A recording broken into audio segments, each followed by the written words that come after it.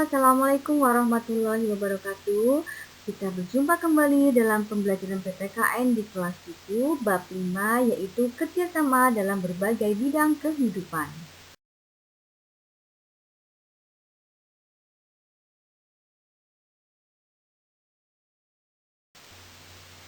Ini adalah kompetensi dasar yang harus kalian kuasai.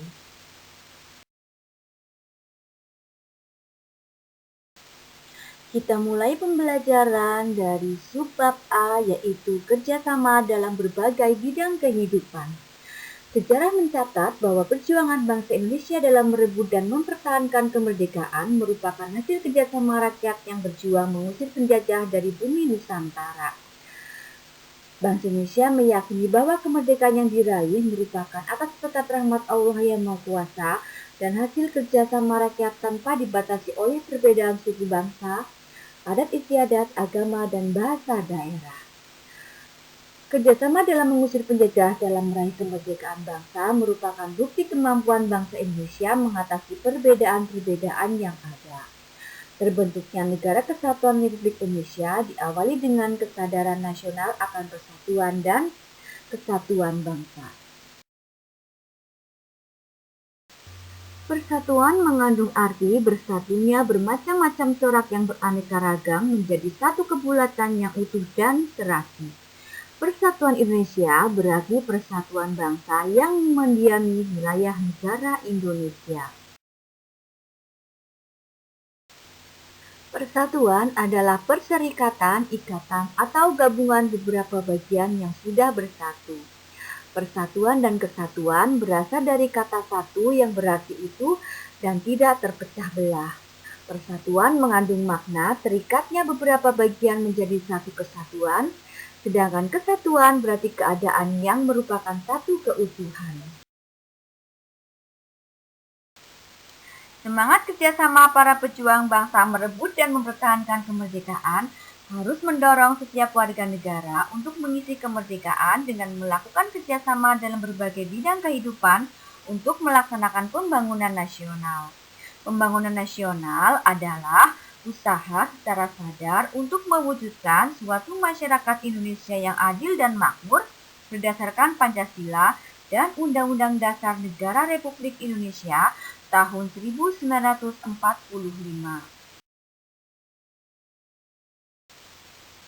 Tujuan nasional bangsa Indonesia yang hendak dicapai melalui upaya pembangunan nasional tercantum dalam pembukaan Undang-Undang Dasar Negara Republik Indonesia tahun 1945 alinea yang keempat, antara lain 1. Melindungi segenap bangsa Indonesia dan seluruh tumpah darah Indonesia. Yang kedua, memajukan kesejahteraan umum. Yang ketiga, mencerdaskan kehidupan bangsa. Dan 4, ikut serta melaksanakan ketertiban dunia yang berdasarkan kemerdekaan, perdamaian abadi, dan keadilan sosial.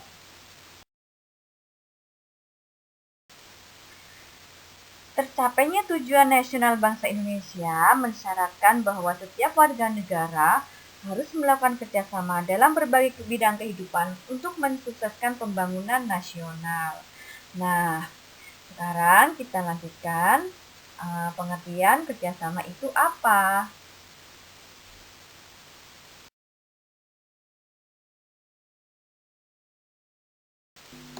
Kerjasama merupakan kegiatan atau usaha yang dilakukan dua orang atau lebih untuk mencapai tujuan bersama. Semangat kerjasama dalam kehidupan di masyarakat terwujud dalam kegiatan gotong royong yang sesuai dengan kehidupan budaya daerah.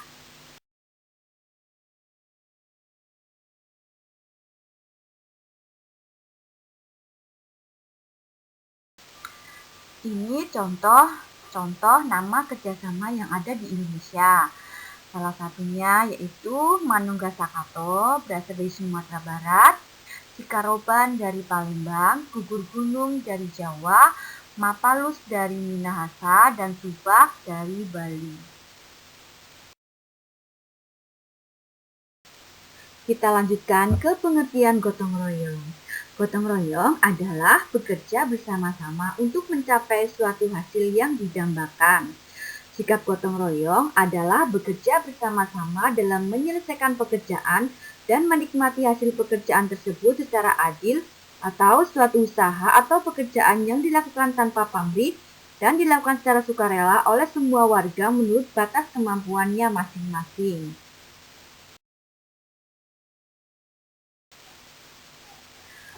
Gotong royong yang dilakukan oleh masyarakat Indonesia merupakan perwujudan semangat sila ketiga Pancasila, yaitu Persatuan Indonesia. Gotong royong adalah kerjasama yang dilakukan sejumlah warga masyarakat untuk menyelesaikan tugas atau pekerjaan. Dengan demikian, pada hakikatnya, dalam gotong royong terdapat kerjasama untuk kepentingan bersama.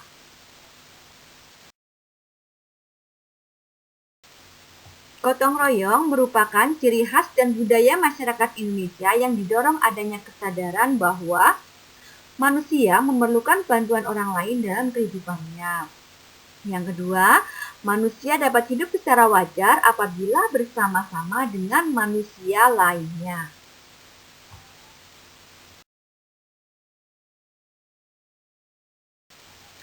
Sekarang kita lanjutkan mempelajari mengenai bentuk kerjasama atau gotong royong dalam kehidupan bermasyarakat, berbangsa dan bernegara, yaitu antara lain dalam kehidupan sosial politik, ekonomi, keamanan dan pertahanan, dan kehidupan umat beragama. Kita langsung ke yang pertama, yaitu kerjasama dalam bidang kehidupan sosial politik. Landasan kerjasama dalam bidang sosial politik adalah sila keempat, yaitu kerakyatan yang dipimpin oleh hikmat kebijaksanaan dalam permusyawaratan perwakilan. Sila keempat Pancasila pada prinsipnya menegaskan bahwa bangsa Indonesia akan terus memelihara dan mengembangkan semangat bermusyawarah dalam perwakilan. Permusyawaratan adalah suatu tata cara khas kepribadian Indonesia untuk merumuskan dan atau memutuskan suatu hal berdasarkan kehendak rakyat sehingga tercapai keputusan yang berdasarkan kebulatan pendapat atau mufakat. Perwakilan adalah suatu sistem dalam arti tata cara atau prosedur mengusahakan turut sertanya rakyat mengambil bagian dalam kehidupan bernegara, antara lain dilakukan dengan melalui badan-badan perwakilan. Hikmah kebijaksanaan merefleksikan tujuan sebagaimana dikehendaki oleh pembukaan Undang-Undang Dasar Negara Republik Indonesia tahun 1945. Hal ini berarti bahwa susunan negara Republik Indonesia yang berkedaulatan rakyat itu hendaknya didasarkan pada nilai-nilai ketuhanan, peri kemanusiaan, persatuan, permusyawaratan, dan keadilan. Jadi, pangkal tolak pelaksanaan kehidupan sosial politik bangsa Indonesia adalah gotong royong yang tercermin dalam proses pengambilan keputusan di lembaga-lembaga negara dan organisasi kemasyarakatan dengan cara musyawarah untuk mufakat. Setiap orang yang bermusyawarah bekerja sama mencari kesepakatan untuk mengatasi permasalahan. Mufakat sebagai hasil musyawarah akan berhasil apabila mengembangkan sikap saling menghormati dan tidak memaksakan kehendak kepada siapapun. Melalui musyawarah, keputusan yang dihasilkan merupakan keputusan bersama, sehingga semua pihak ikut bertanggung jawab melaksanakan keputusan tersebut. Kerjasama yang kedua yaitu kerjasama dalam bidang kehidupan ekonomi. Landasan bidang ekonomi ada dua, yaitu yang pertama, Pasal 23A Undang-Undang Dasar Negara Republik Indonesia tahun 1945 yang berbunyi, pajak dan pungutan lain yang bersifat memaksa untuk keperluan negara diatur dengan undang-undang. Jadi, pajak digunakan oleh negara untuk membiayai pembangunan nasional.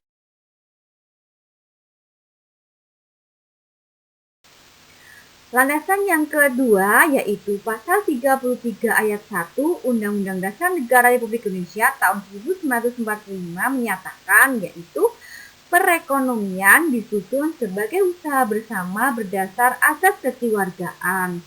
Nah, penjelmaan dari pasal ini di Indonesia disebut atau diwujudkan dalam suatu badan usaha yang disebut dengan koperasi.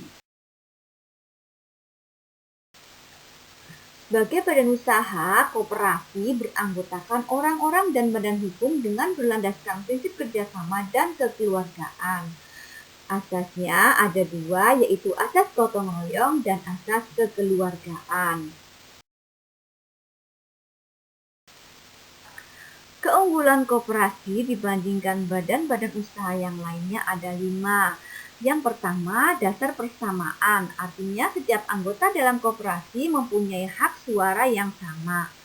Kedua, persatuan, artinya dalam koperasi setiap orang dapat diterima menjadi anggota tanpa membedakan agama, suku bangsa, dan jenis kelamin. Yang ketiga, pendidikan, artinya koperasi mendidik anggotanya untuk hidup sederhana, tidak boros, dan suka menabung. Yang keempat, demokrasi ekonomi, artinya imbalan jasa yang disesuaikan dengan jasa masing-masing berdasarkan keuntungan yang diperoleh. Yang kelima, demokrasi kooperatif, artinya koperasi dibentuk oleh para anggota, dijalankan oleh anggota dan hasilnya untuk kepentingan anggota. Kerjasama yang ketiga adalah dalam bidang kehidupan pertahanan dan keamanan negara.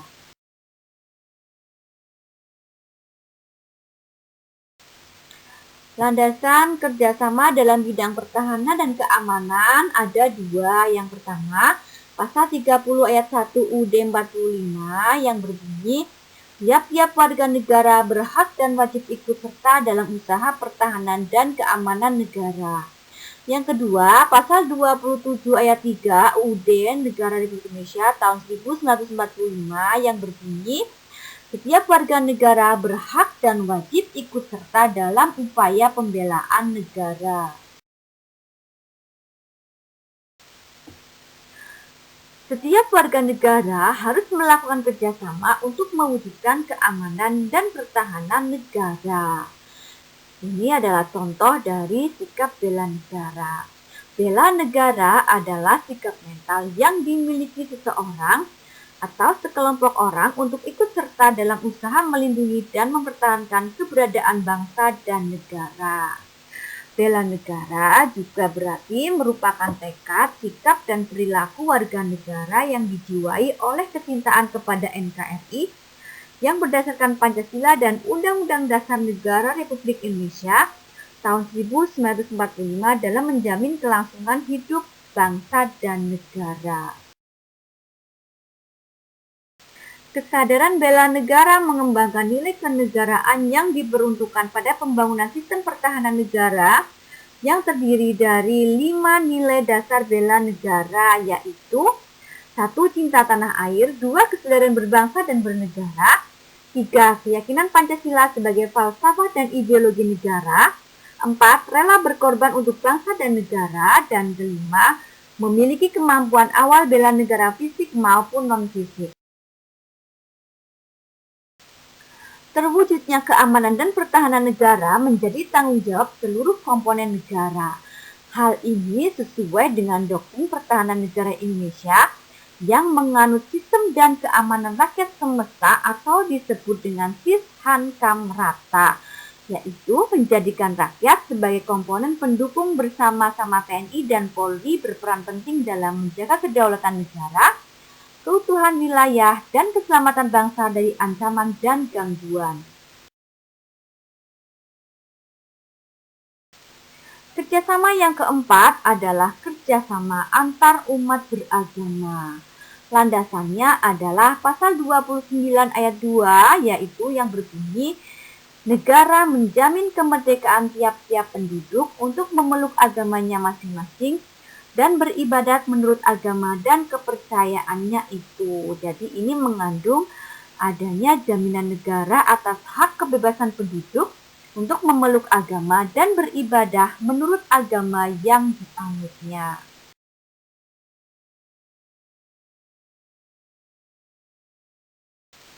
Kerjasama antar umat beragama adalah dengan cara sikap saling menghormati dan toleransi.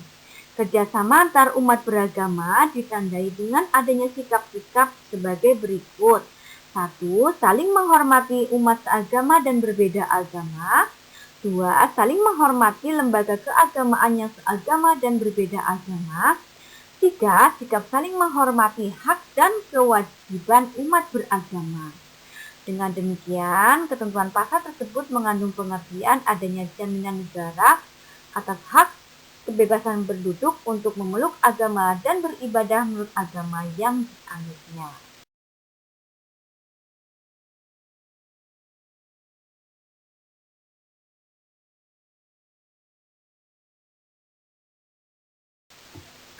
Dalam kerjasama di masyarakat, ada sikap yang harus kita hindari. Yang pertama, sikap fanatik sempit, yaitu sifat yang merasa diri sendiri paling benar. 2. Sifat individualis, yaitu sifat yang lebih mendahulukan kepentingan sendiri. 3. Sikap eksklusivisme, yaitu sikap selalu memisahkan diri dari kehidupan sosial di masyarakat karena adanya jurang pemisah akibat perbedaan suku bangsa, adat istiadat, agama, dan bahasa daerah. 4. Sikap primordialisme, yaitu perasaan kesukuan yang berlebihan.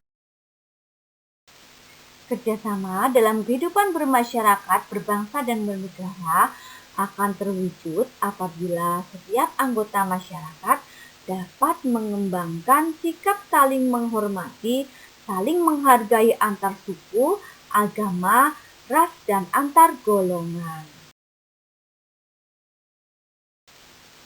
Demikianlah materi kali ini. Diharapkan setelah mempelajari materi ini, kalian lebih mensyukuri semua perbedaan yang ada di Indonesia dan mau saling bekerja sama tanpa memandang perbedaan yang ada di Indonesia. Terima kasih atas perhatiannya. Semoga bermanfaat. Wassalamualaikum warahmatullahi wabarakatuh.